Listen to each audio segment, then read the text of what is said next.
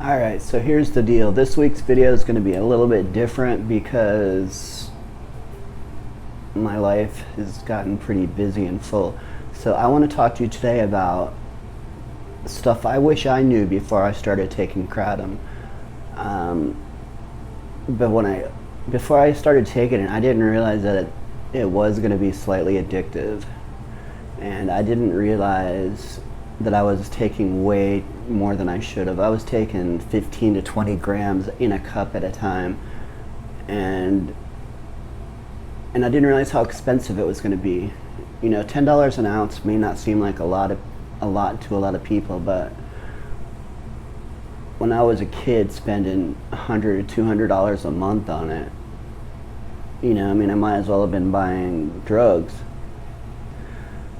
And I didn't realize that when I didn't have it, I was going to go through the same withdrawal symptoms that I did with opiates.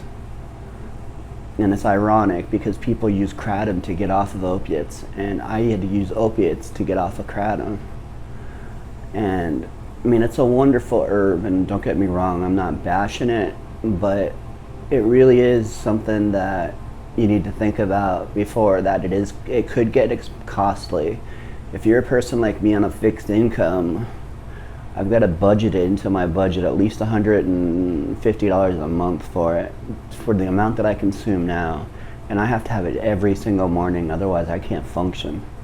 If I don't have it, it's like a heroin addict without any heroin. I mean, my body aches, my migraines start. So it means before I go to work, I've got to wake up at 4 o'clock in the morning so I can have my 2 or 3 cups worth of Kratom in the morning. And I know it's called Kratom. Everybody calls it, most people call it Kratom because it's Kratom, Kratom.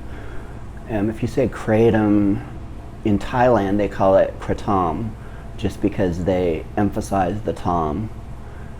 And I'm not going to go on too much longer about it. It's just think about how much you can spend on it, and think about not taking more than 10 to 15 milligrams a day, or 10 to 15 grams a day. I have a 5-gram scooper that is approximately 2 teaspoons, and I'll put 1 scoop in my teacup,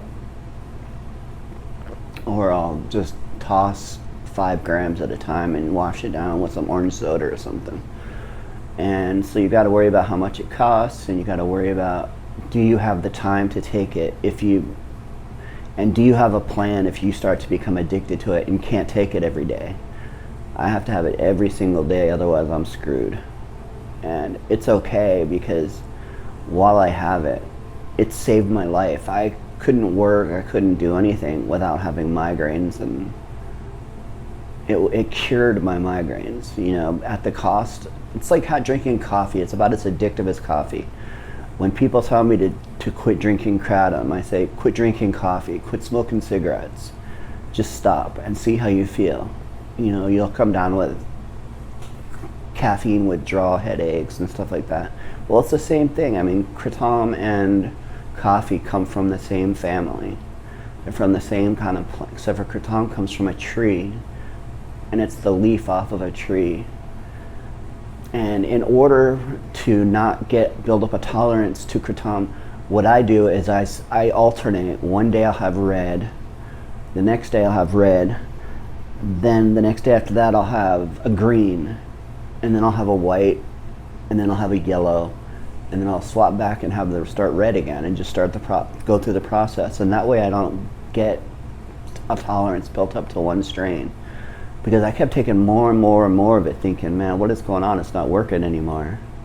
And then I realized if I switched strains or colors, which cost more money because I had to make sure I had enough of each strain to be able to alternate through like that, which I've been getting contacts from people in Thailand and Indonesia who want to sell me in bulk, and I'm really considering it. But I really like my distributor now, and he gets his from probably these same guys that want to sell it to me directly. But I can't afford the bulk. You know, they want $7,000 for like 20 kilos of it or something, which if you're a distributor of it and that's your business, then yeah, you can afford that, but I can't afford a big outpouring like that. I mean, the 150 a month I spend right now is hurting, but it's working. So just kind of give it some thought before you start getting into Kratom really heavy. What are your reasons for taking it? Are you taking it for pain relief? Then limit it to as little as you can to get rid of the pain. I use it for the euphoria. I love the Kratom high, and which is why I take so much, or drink so much of it. And I love the fact that I'm just sitting there, I'm sipping Kratom instead of sipping coffee all day long or drinking Red Bulls and Monster Energies. The green gives me a pretty good stimulant. Like this morning I woke up at 4 and I'm on my probably 4th cup right now. So that's 20 grams of Kratom, and I should probably limit it down to 10, but I'll take 20 grams in a day like it's nothing, and I'll probably have another cup later in the day.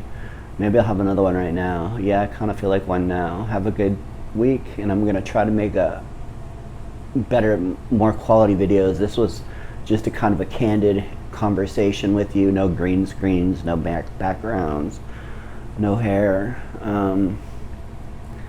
So if you have any questions about it, just leave them in the comments. I'm pretty good about answering every question. I read every one of your comments because I still have few enough subscribers to where I can go through and read every comment and answer and respond to it.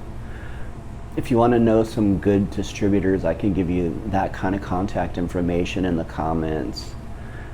Make sure you find out that, and I had to also find out that Kratom was illegal in the state I was in, and distributors wouldn't ship to me, so then I was shit out of luck. No Kratom, what was I going to do? You know, because nobody would ship it to me, so I had to find a distributor that would ship it in a plain brown box and